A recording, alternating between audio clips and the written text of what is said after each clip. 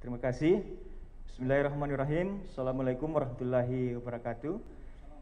Izinkan kami dari Dinas Pendidikan Kabupaten Luhut Utara akan menyampaikan inovasi dengan judul Kebun Si Pintar, yang artinya kebun siswa peduli lingkungan sekitar. Nama saya Suharto Pak, alhamdulillah belum pakai almarhum. Ya, lanjut. Ini kondisi sebelum inovasi kami lakukan. Di SD ada namanya kurikulum mata lokal perkebunan. Nah, apa yang dilakukan sekolah selama ini?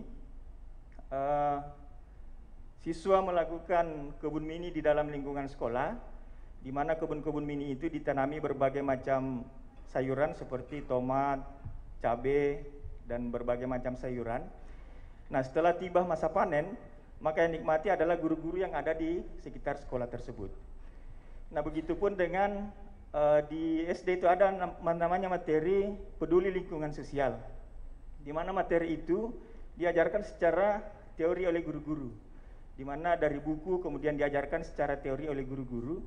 Nah, ternyata di sisi lain di sekitar lingkungan sekolah banyak rumah-rumah warga kurang mampu yang kenapa tidak materi-materi itu diimplementasikan secara nyata, sehingga materi peduli lingkungan sosial dan mata pelajaran muatan lokal itu diajarkan tidak lagi secara teori tetapi secara kontekstual. Nah, tujuan dari inovasi ini adalah yang pertama mengajarkan materi peduli lingkungan sosial secara kontekstual, tidak lagi secara teori, bukan sekedar teori di dalam kelas. Nah, kemudian memanfaatkan lahan pekarangan warga untuk mata pelajaran muatan lokal perkebunan, mengajari peserta didik tentang arti peduli sejak dini, meringankan beban ekonomi warga yang ada di sekitar lingkungan sekolah. Nah, bagaimana dengan transferabilitas dan atau dapat diterapkan pada tempat lain? Inovasi kebun si pintar itu sangat mudah diterapkan di seluruh wilayah Indonesia, karena hampir semua wilayah di Indonesia itu memiliki sekolah, dan di sekitar sekolah itu hampir rata-rata terdapat warga kurang mampu yang tinggal di sekitar lingkungan sekolah. Nah, begitu juga dengan sumber daya dan keberlanjutannya. Sumber daya yang digunakan sangat murah dan mudah didapatkan, cukup menggunakan dana BOS, dan bibitnya juga bisa kerjasama dengan termasuk ketahanan pangan tadi. Kalau di kecamatan bisa kerjasama dengan teman-teman BPP dan teman-teman penyuluh. Nah, untuk keberlanjutannya, Kebun Si Pintar ini telah dibuatkan regulasi oleh Kepala Dinas Pendidikan melalui petunjuk teknis supaya semua sekolah yang di sekitarnya terdapat warga kurang mampu itu wajib mengimplementasikan inovasi ini. Nah, bagaimana dampak setelah inovasi ini dilakukan? Nah, ada kebaruan di dalamnya, di mana sebelumnya kebun siswa yang untuk mata pelajaran muatan lokal perkebunan itu dilaksanakan di dalam lingkungan sekolah, di mana yang nikmati hasilnya adalah para guru-guru. Secara ekonomi, guru-guru mungkin masih bisa membeli tomat, sayur, cabai setiap hari. Tetapi warga kurang mampu, ternyata sayur, tomat, dan cabai adalah kebutuhan sehari-hari yang hampir mereka tidak bisa konsumsi setiap hari. Nah, oleh karena itu, dengan adanya inovasi kebun si pintar ini, warga kurang mampu yang ada di sekitar lingkungan sekolah bisa menikmati sayur-sayur segar dari hasil perkebunan siswa sebagai praktek muatan lokal perkebunan dan materi peduli lingkungan sosial. Begitupun ada keunikannya di dalam. Keunikannya adalah selama ini siswa diajari berkebun di dalam lingkungan sekolah, tetapi materi peduli lingkungan sosialnya itu tidak dapat. Nah, itu kemudian dikeluarkan ke pekarangan-pekarangan warga yang ada di sekitar sekolah, sehingga dianggap unik. Karena dari lingkungan sekolah itu keluar ke lingkungan warga yang kurang mampu yang ada di sekitar sekolah, sehingga pembelajaran materi peduli lingkungan sosialnya itu dapat. Nah, apa pelajaran yang dipetik? Sekolah merupakan lembaga pendidikan formal untuk mendidik siswa tentang pentingnya kepedulian terhadap sesama manusia yang membutuhkan. Banyaknya warga kurang mampu yang tinggal di sekitar lingkungan sekolah hidup dengan keterbatasan ekonomi. Hampir setiap hari mereka tidak pernah menikmati sayuran segar karena kekurangan biaya. Kebun sekolah di rumah warga kurang mampu memberikan kesan tersendiri kepada saya selaku inovator bahwa kepedulian itu sangat penting dan mengajar anak sejak dini tentang arti peduli bukan hanya sekedar teori di dalam kelas. Nah, warga kurang mampu yang ada di sekitar lingkungan sekolah itu sudah sebanyak 362 yang telah merasakan manfaat dari kebun Si Pintar yang telah kami laksanakan. Sekian dari kami. Terima kasih. Mungkin nanti dilanjutkan dengan video singkat. Terima kasih. Assalamualaikum warahmatullahi wabarakatuh. Masih tersisa waktu Pak 1 menit. Ya, mungkin cukup. ada yang ingin tambahkan? Cukup. Terima kasih Pak. Silakan kembali ke tempat. Berikut kita akan menyaksikan video dari inovasi kebun Si Pintar.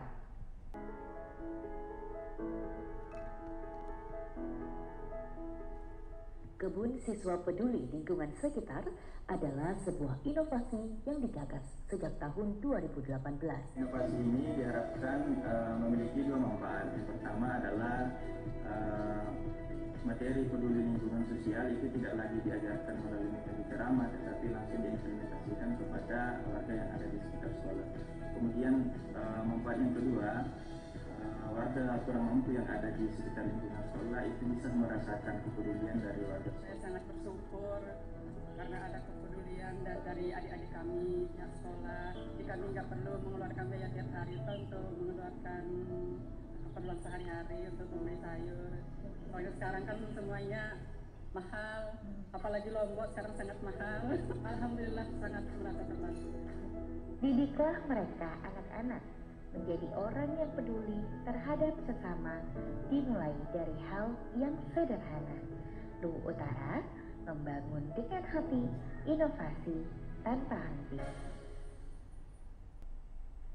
Baik, kami persilahkan kepada para tim panelis untuk memberikan komentar. Saya mulai dari Bapak Lukman. Silahkan Pak. Assalamualaikum warahmatullahi wabarakatuh. Selamat sore, salam sejahtera kita semua. Bapak, Ibu, tim panelis yang kami hormati. Alhamdulillah inovasi Kebun Si Pintar yang disajikan beberapa waktu lalu oleh Bapak Soeharto, ini inovasi yang kedua kami di kesempatan hari ini.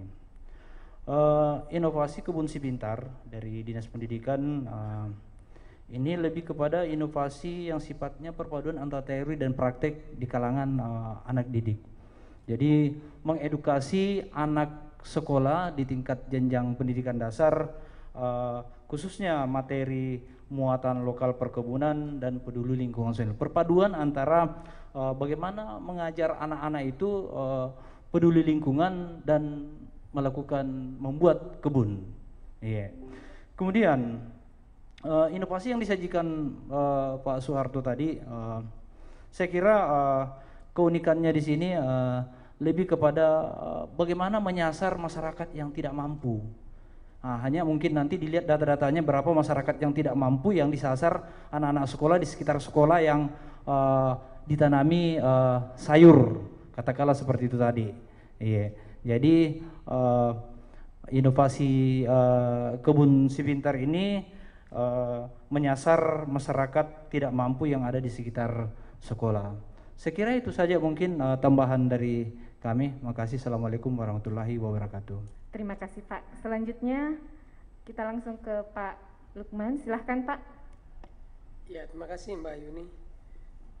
Saya kira itu tadi poinnya ya yang disampaikan oleh Pak Kabak. Saya tidak tahu nanti apakah itu bisa disebut sebagai inovasinya atau bagaimana. Jadi daripada mengajarkan teori anak-anak ini, mending dia langsung diajak berpraktek, ya, dan itu akan bisa memberi dampak yang sangat luar biasa. Itu juga mungkin nanti akan bicara tentang dampak, terus juga kaitannya dengan pelajaran yang dipetik yang terakhir tadi itu ya poin 9, bahwa pelajarannya akan jauh lebih bermakna, akan jauh lebih efektif jika muatan lokal itu tidak lagi disampaikan dengan teori tapi langsung ke praktek. Apalagi tadi yang disasar, ini juga salah satu poinnya saya lihat itu adalah pedulinya, ya. Satu, peduli pada lingkungan, yang kedua peduli pada rumah tangga tidak mampu, ya. Ini mungkin yang perlu dielaborasi, ya, yang dikembangkan di dalam inovasi ini, ya. Itu yang komentar saya. Jadi poin dampak dengan inovasi, dampak dan pelajaran yang dipetik, ya. Mungkin itu nanti bisa dielaborasi lagi kata-katanya sehingga bisa meningkatkan kualitas dari proposal inovasi ini. Terima kasih Mbak Yuni. Terima kasih Pak Lukman. Selanjutnya saya ke Ibu Marni. Ibu silahkan. Terima kasih Ibu Moderator. Mohon maaf tadi saya agak terlambat menyimak ininya. Ya, saya di dalam proposal yang dikirimkan lewat CIPP itu memberikan beberapa komentar, terutama di analisis masalahnya, yang menurut saya ini yang penting untuk dipertajam dulu agar bisa menjawab, agar inovasi yang dikerjakan ini memang betul-betul bisa menjawab masalah yang dihadapi seperti itu. Jadi inovasi itu hadir karena ada masalah. Jadi bukan kegiatannya langsung yang dilakukan, tapi masalahnya tidak jelas seperti itu. Karena kalaupun misalnya itu, kalau misalnya masalahnya tidak jelas kemudian ada kegiatan, bisa jadi itu tupoksinya Bapak saja, tapi bukan inovasi. Nah, itu yang perlu ditahu lebih jauh. Itu yang menjadi komentar saya di bagian ringkasan proposalnya Bapak. Kemudian dampak itu harusnya dampak yang bisa terukur seperti itu, sehingga di dalam penulisannya itu harus ada data, harus menggunakan data. Nah, kalau di sini saya lihat tujuan-tujuannya itu kurang bisa terukur. Misalnya meringankan beban ekonomi. Memang sebelumnya ekonominya kenapa sampai harus diringankan? Misalnya kalau mengukurnya itu apa yang bisa diukur, misalnya berapa pendapatan sebelum ada kegiatan ini dan setelah ada inovasi ini menjadi berapa. Nah, itu baru bisa terukur. Kemudian tujuan lainnya itu mengajak warga memanfaatkan pekarangan rumah. Nah, ini nanti kalau ditarik ke dampaknya, sebelumnya berapa pekarangan rumah yang ada tapi tidak terpakai, dan setelah ada inovasi ini berapa yang sudah terpakai. Kemudian meningkatkan silaturahmi.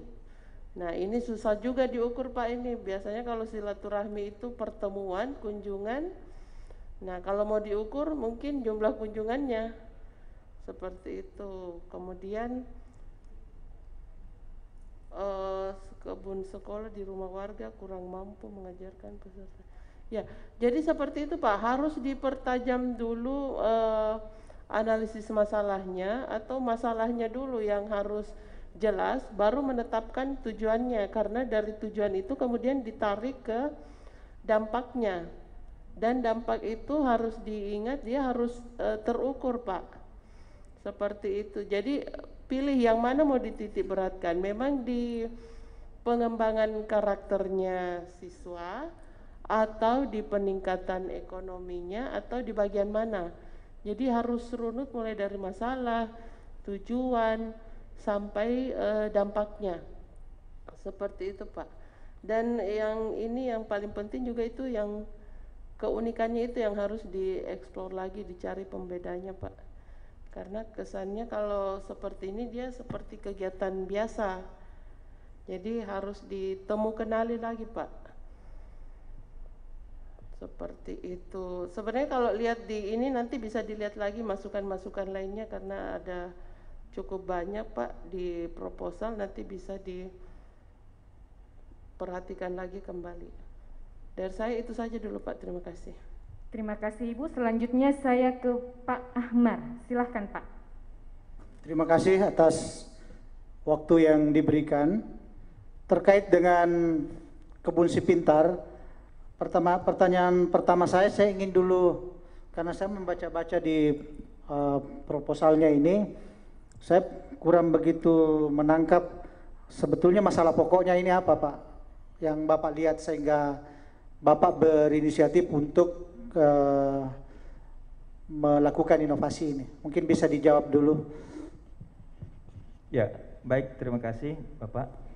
Masalah pokoknya adalah terkait dengan kepedulian terhadap anak-anak siswa, di mana materi peduli lingkungan sosial yang selama ini ada di sekolah dasar itu hanya diajarkan secara teori. Begitupun dengan kurikulum muatan lokal perkebunan yang selama ini hanya dilakukan di dalam lingkungan sekolah, itu saya kira tidak efektif bagi pembelajaran karena materinya terkait dengan peduli lingkungan sosial itu tidak dapat, di mana di sekitar lingkungan sekolah baik itu di desa maupun di kota banyak warga-warga kurang mampu yang harusnya bisa menjadi objek pembelajaran peserta didik, sehingga penekanannya memang pada materi kepeduliannya, bukan persoalan berapa warga yang nantinya mendapatkan ekonomi atau penghasilan, tetapi penekanan terkait dengan pendidikan karakter kepada anak-anak.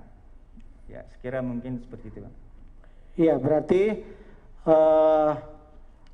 pertama di sini adalah bagaimana menumbuhkan kepedulian anak, membangun karakter dari awal supaya mereka peduli terhadap orang-orang yang tidak mampu, begitu ya, yang ada di sekitarnya. Nah, yang dimulai dari lingkungan sekitar sekolah.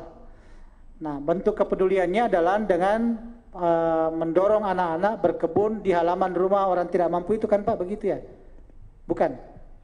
Ya, karena di SD itu ada namanya kurikulum muatan lokal perkebunan. Nah, apa yang dilakukan sekolah selama ini membuat kebun-kebun mini di dalam lingkungan sekolah yang hasilnya itu dinikmati oleh para guru-guru. Nah, di sisi lain, di sekitar lingkungan sekolah ada warga-warga kurang mampu yang ternyata kesehariannya susah untuk mengkonsumsi sayur, tomat, cabai. Nah, kenapa kemudian kurikulum muatan lokal perkebunan yang ada di lingkungan sekolah ini itu dialihkan ke rumah-rumah warga yang ada di sekitar lingkungan sekolah yang masuk kategori kurang mampu, sehingga materi peduli lingkungan sosialnya tadi itu dapat tidak hanya sekedar teori. Ya Pak, oke. Oke Pak, cukup. Karena saya membaca di sini kebun sekolah di rumah warga kurang mampu. Jadi saya menginterpretasikan itu siswa berkebun di rumah warga yang kurang mampu. Karena di tujuan inovasi di sini salah satu yang pertama itu adalah kebun sekolah di rumah warga kurang mampu mengajarkan peserta didik. Saya mengasumsikan tadi bahwa bukan di pekarangan sekolah, tetapi di pekarangannya itu orang tidak mampu yang ada di lingkungan sekitar sekolah. Karena ada bahasa kebun sekolah di rumah warga yang kurang mampu. Tapi ternyata kan tidak. Konsepnya kebunnya di halaman sekolah, tetapi melibatkan warga kurang mampu yang ada di sekitar sekolah. Begitu ya Pak? Iya, bukan Pak.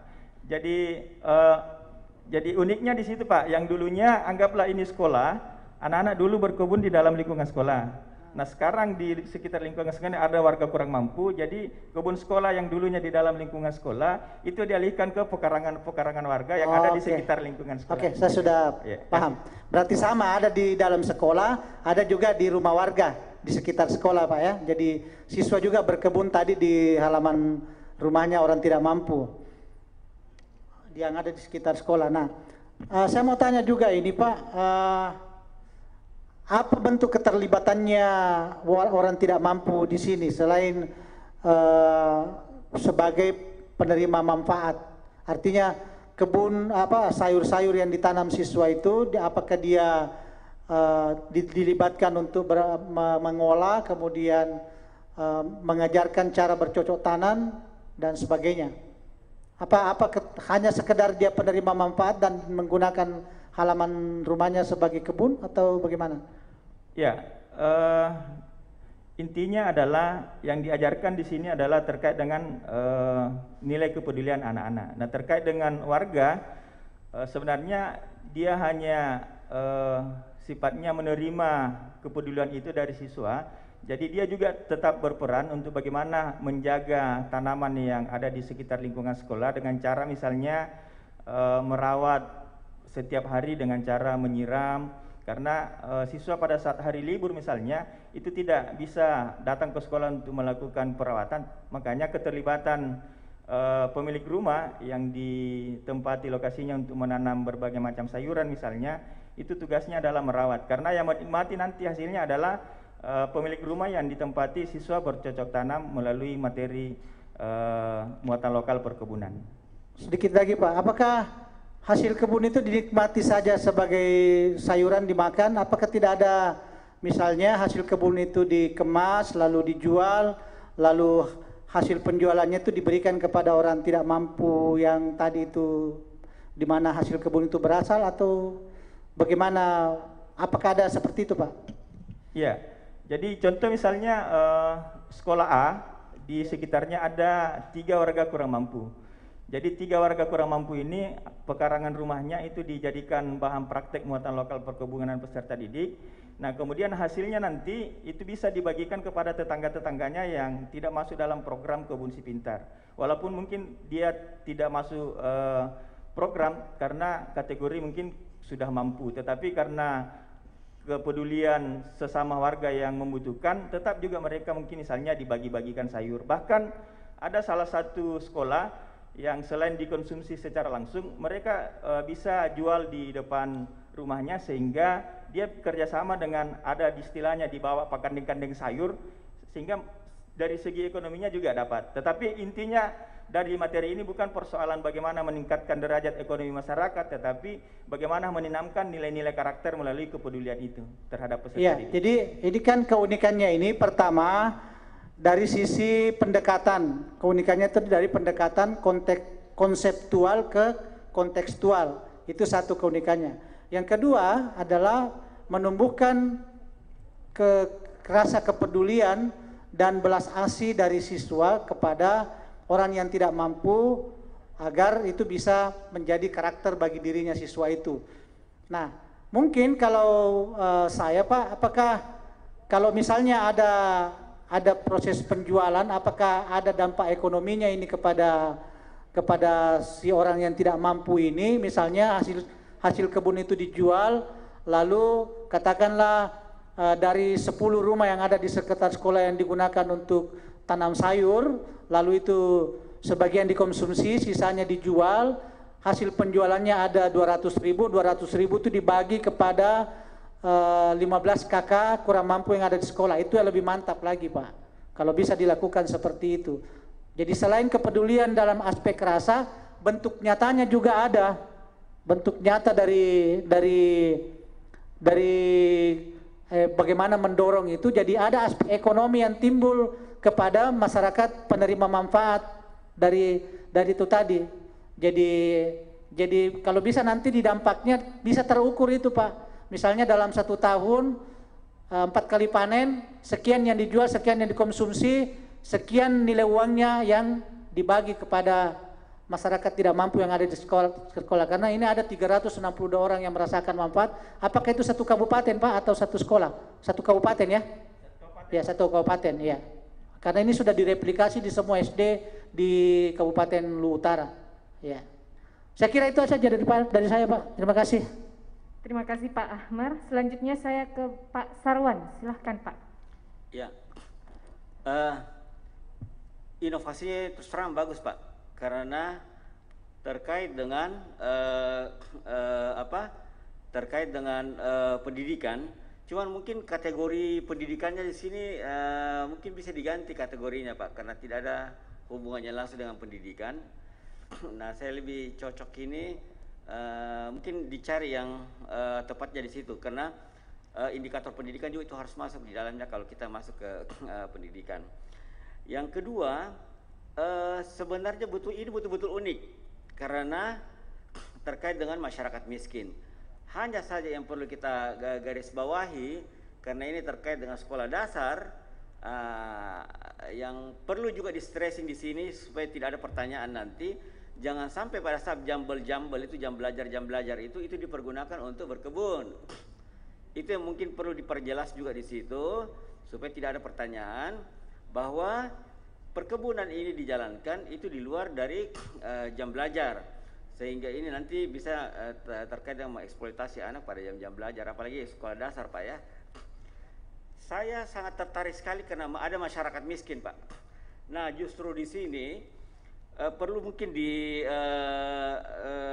nomor 7 itu target sasarannya ini kalau bisa ada indikatornya juga. Nomor 7, Pak, ya, dampak. Nah, itu berapa masyarakat miskin yang terintervensi di situ mulai tahun di awal. Nah, terus syukur-syukur lagi kalau di situ biasanya kan ada masyarakat miskin, ada juga masyarakat rentan. Itu bagus sekali, Pak. Kalau Bapak bisa mengidentifikasi jumlah kepala keluarga yang terintervensi dengan hal tersebut, itu bagus sekali. Sekali lagi itu kita pilih lagi miskin, rentan, dan disabilitas. Kalau ada datanya itu, Pak, saya yakin sekali bahwa inovasi kita ini bagus karena dia fokus menyasar ke anak miskin, orang miskin, sorry. Yang berikutnya juga ini mulai kita lakukan di tahun berapa, Pak? 2018, Pak. 2018. Itu ujuk-ujuk langsung 326 sekolah ya, Pak? Ya, jadi tahun 2018 itu diimplementasi dalam satu kecamatan saja dulu, Pak. Kecamatan Masamba namanya. Ya. Ya, nanti di tahun 2021 ini baru ke semua sekolah yang ada di Kabupaten Utara. Ya, tetapi kalau begitu kita bikin tabel, Pak. Tahu? Di 2018 Masamba dulu satu kecamatan berapa SD, berapa jumlah orang miskin terintervensi, ya, Pak, ya. Di situ supaya kelihatan nanti 2019, 2020 dan 2021. Itu bagus sekali, Pak. Cuman memang tidak tergambar di nomor 7 sini tabelnya. Biasanya Pak Hadi yang begini jago ini. Tinggal dibagi aja Pak Hadi. Nomor 7 itu dipecah-pecah supaya kelihatan, jadi tidak datar saja. Kita mau ini supaya ada daya tariknya orang membaca bahwa ini memberikan manfaat yang besar sekali kepada masyarakat miskin. Sehingga di situ letak keunikannya. Terus terang ini unik, Pak. Dia sudah untuk ada di pekarangan sekolah, ada juga di lingkungan sekitarnya. Nah, ini yang perlu kita rubah kategorinya. Kalau saya tidak terlalu nyambung kalau kategorinya ke pendidikan, walaupun itu SD tidak masuk, itu bisa masuk ke pemberdayaan masyarakat. Jadi pelibatan masyarakat di situ itu jauh lebih bagus, Pak. Kalau pemberdayaan, nah untuk pemberdayaan makanya berapa banyak orang yang terlibat di situ.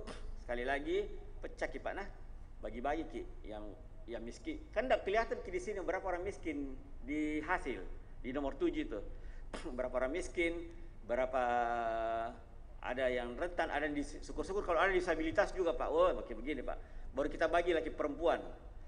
Bagi laki perempuan supaya didengar Ibu Mardi juga. Kalau namanya sudah ada pembagian begitu, itu jauh-jauh lebih bagus juga kalau umpama kita ada pembagian laki perempuan, miskin, disabilitas. Oh, ya, bagus sekali itu, Pak. Dan memang itu tujuannya memang di sini untuk pekarangan orang miskin, ya. Bagi datanya, Pak Di, itu sedikit dari saya. Ya, jadi itu tadi, Pak, saya tambung saja sedikit karena saya nyambung dari Pak Sarwan. Jadi sudah 3 itu yang saya dapat keunikannya. Satu dari sisi pendekatannya, dari konseptual menjadi kontekstual. Kemudian kepedulian. Yang ketiga ini tadi kelompok sasarannya yang inklusif menyasar Mas Mirendi, masyarakat miskin, rentan, dan disabilitas. Mas Mirendi singkatannya. Masyarakat miskin, rentan, dan disabilitas. Jadi ada penyandang disabilitasnya. Kalau ada nanti bisa dilihat itu. Itu salah satu bentuk keunikannya, Pak. Ya, makasih. Terima kasih kepada tim panelis dan terima Bisa kasih. saya tambah sedikit, Mbak Uni? Iya. Oh iya. Silakan, Ibu. Kalau saya melihatnya dari penjelasannya ini sebenarnya bisa masuk di kategori pendidikan kalau saya melihatnya. tapi harus dipertajam di tujuan bahwa ini betul-betul untuk karakter siswa. Jadi kebun itu hanya berupa demplot atau misalnya kebun contoh pada siswa. Jadi dampaknya nanti ke masyarakat dari kategori ini. Kalau saya seperti itu melihatnya, ini tetap bisa dipertahankan kategori pendidikan, tapi tujuannya diperbaiki, dipertajam di situ. Ya, makasih. Sedikit lagi Bu, nah kalau memang misalnya ini pendidikan, kemudian ini untuk meningkatkan tujuannya juga tadi disebutkan meningkatkan kepedulian anak, di dampak juga harus bisa dijelaskan. Setelah itu bagaimana kepeduliannya anak. Nah cara mengukur tingkat kepedulian anak itu bagaimana. Nah itu harus dijelaskan juga Pak di bagian dampak. Karena kenapa tadi kita kejar ke kebunnya, ke ekonominya. Karena di dampak ini Bapak menyebutkan sendiri di sini terkait ekonomi. Bapak bisa lihat lagi deh ininya. Ini dampak terhadap, sedangkan dampak terhadap sekolah adalah sebagai implementasi pembelajaran yang kontekstual. Saya kira itu bukan dampak Pak. Ada pokoknya di sini nih. Adapun dampak positif yang menjadi catatan pihak internal adalah inovasi ini luar biasa karena bisa mengurangi beban ekonomi warga yang kurang mampu. Karena Bapak menyebutkan ekonomi, makanya tadi kita kejar ke ekonomi, ke kebun, seperti itu. Tapi perubahan di tingkat kepeduliannya siswa sendiri, yang menurut Bapak itu tujuan utamanya secara lisan tadi, itu yang tidak kelihatan di penjelasan dampak. Itu saja Pak. Ya, terima kasih kepada para tim panelis. Terima kasih kepada Bapak Inovator beserta tim. Mari kita berikan aplaus untuk inovasi kebun si pintar dari Dinas Pendidikan Kabupaten Lu Utara. Kepada Bapak Inovator beserta tim, kami persilahkan untuk meninggalkan tempat.